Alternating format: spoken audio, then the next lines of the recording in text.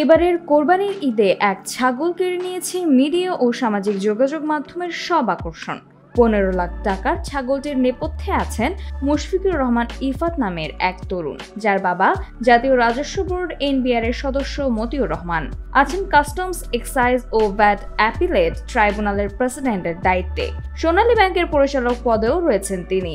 বিদেশি জাতের ওই ছাগলকে কেন্দ্র করে বেরিয়ে আসছে মতিউরের সম্পদের পাহাড় গড়ে তোলার গল্প।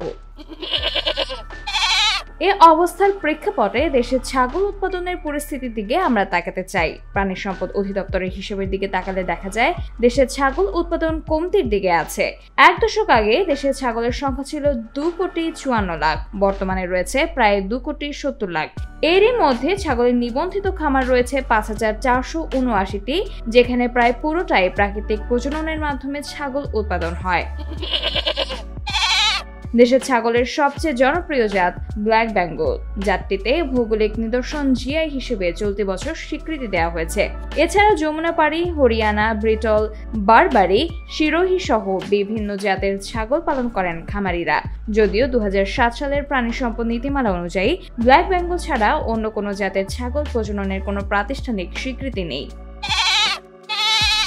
ছাগল উৎপাদন কমার অন্যতম কারণ দেশে পাঠা সংকট। ছাগল পালনে এটি সবচেয়ে বড় চ্যালেঞ্জ। সামাজিক ও ধর্মীয় ভুল ধারণার কারণে মূলত খামারিরা পাঠা পালন করতে চান না। আবার চাহিদা বেশি থাকায় মর্তে ছাগলকে জন্মের কয়েকদিন পরেই খাসি করিয়ে দেওয়া হয়। সামাজিক অবজ্ঞা আর নানা কটু কথাকে উপেক্ষা করে কেউ কেউ পাঠা পালন করলেও বেশিরভাগই নিম্নমানের। তারপরও বিকল্প না থাকায় অনেক দূর দূরান্ত থেকে এসব পাঠার কাছেই ছাগল নিয়ে ছুটতে হয় খামারিদের।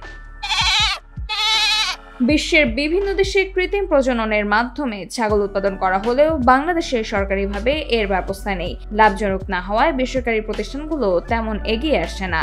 এসব কারণে ছাগল উৎপাদনে দীর্ঘমেয়াদী সংকট তৈরি হচ্ছে বলে মনে করছেন প্রাণী বিশেষজ্ঞরা। পাঠার সংখ্যা কমে আসায় এখন খামারিরা একই পাঠা দিয়ে সব ছাগলকে প্রজনন করাচ্ছেন। এতে অন্তঃপ্রজননের মাধ্যমে জন্ম নেওয়া ছাগল রোগাক্রান্ত এবং দুর্বল হয়ে পড়েছে। ফলে মাংস উৎপাদন কমে আসার পাশাপাশি ধীরে ধীরে জাতও অনুন্নত হতে থাকে।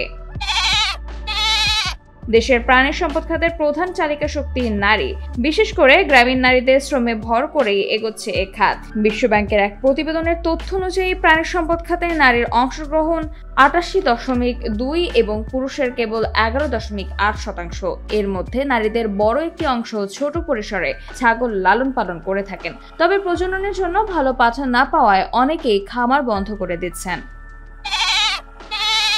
দেশে ছাগলের সিমেন্ট উৎপাদনকারী একমাত্র বেসরকারি সংস্থা ব্রাক। 2000 সালের পর থেকে ছাগলের কৃত্রিম প্রজনন করছে সংস্থাটি। বছরে তারা 70 থেকে 80 হাজার ডোজ সিমেন্ট উৎপাদন করে। তাদের এখন প্রজনন সক্ষম পাঠা রয়েছে 25টির মতো।